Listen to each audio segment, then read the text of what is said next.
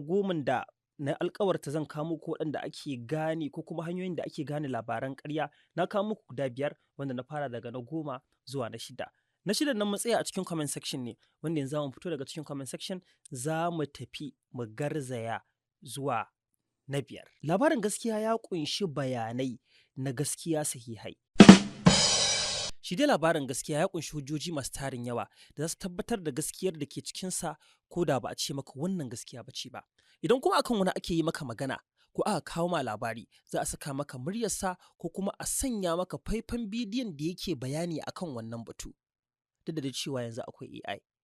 Ko kuma dai a rubuta ma a irin salon da Turawa ke cewa quotation, ma'ana maganar wanda ake magana a kansa. Sannan za ka ga labarin ƙarya babu inda aka samo labarin, babu kwanan watan da aka yi labarin domin gane tsoho ne ko kuma sabo shi wannan labarin da kake karantawa ko kuma aka baka shi ko kuma kake so za ka wallafa a kafar sada zumunta ta zamani.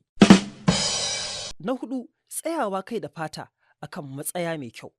A matsayinka na mai karanta labari ko wanda yake neman labari na gaskiya ko kuma wanda yake so zai yada labarin da ya samu a kafar sada zumunta ta zamani.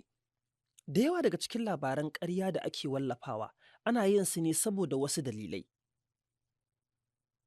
Dalilan ko sun haɗar da ana yi ne domin tunzura al'umma, faɗa musu wani abu ko kuma fama musu wani gyambo da ya daɗe yana damunsu a zuciyarsu. A matsayinka na mai neman labari ko mai son wallafa labari a kafafen sada zumunta na zamani, daga ka samu wannan labari, tambayar da ya kamata kai wa kanka ita ce, shin wanda ya wallafa wannan labari menene dalilinsa? Ni da zan wallafa labarin, menene dalilina na wallafa wannan labari? Idan na wallafa, wani alfanu ko wace riba zan samu a matsayina na mai yada labarai ko kuma mai bin kafafen sada zumunta don yada labaran da na gani ga al'umma? Ka ƙara wa kanka wannan tambayar. Anya ko idan ma na buɗe wannan labarin ba so ake a kai ni wani shafin da za a samu kuɗi da ni babu gaira babu dalili ba? Misali, labarin da aka yada a baya da ake cewa shugaban hukumar hana fasakori ta Najeriya, wato hukumar custom kenan, ya sanya abin da ake kira ƙabilanci a harkar jarabawa ta ma'aikatansa. Labarin nan gaskiya ne kuwa? Ya aka ya zama gaskiya? Me ya tabbatar ma da gaskiya ce? Ka ga labari a kafar sada zumunta ta zamani kafin ka yada, ka fara tabbatarwa shin akwai wata kafar yada labarai sahihiya wadda ta yada wannan labarin, wadda kuma duniya ta yadda da sahihancin labaran da take yadawa? Idan ba ta yada ba, ka jinkirta zuwa wani lokaci. Za ka iya binciken labarai a PR Najeriya ko kuma jaridun da suke da alaƙa da wannan jarida. Bari an haɗa ma da jaridar BBC. Ko na ce ma shafin BBC. Za ka iya zuwa shafin TRT Africa House. Akwai shafin BOA. Akwai shafin DW. Akwai shafin RP. Suna daga cikin shafukan da suke yada labarai sahihai. Wannan baya nufin cewa ba za su yi kuskure ba. Da ka ga labari sai ka bincika wane ne ya wallafa labarin. Ga ɗaiɗaikun mutane kenan. Shin wanda ya wallafa labarin ɗan jarida ne?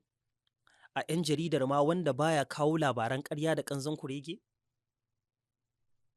Zai iya yiwa ɗan jarida ne, amma kuma yana kawo labaran ƙarya da ƙanzon kurege kamar yadda kai ma kake wallafawa ko kuma ka baza labaran ƙarya da ƙanzon kurege a wannan saha bayan ɗan jarida ne. Shin yana da ilimi ko fahimtar labari ko yadda ake yin labari na gaskiya sahihi? Shin kana zarginsa da wata ɓoyayyar manufa akan wasu dalilai? Duba adireshin shafin da aka wallafa ita wannan jaridar. Ina nufin misali www.prnigeria.com. Ka fara duba wannan yaya aka rubuta. Sau tari za ka ga shafukan da ba sahihai ba ana samun kara ko na ce ma tafin era na rubutun sunan shafin. Wani lokacin sukan yi amfani da Imponet ko kuma Opa. Waɗannan su ne hanyoyi guda 10 da za ka bi domin gane labari na gaskiya ne ko kuma akasin haka.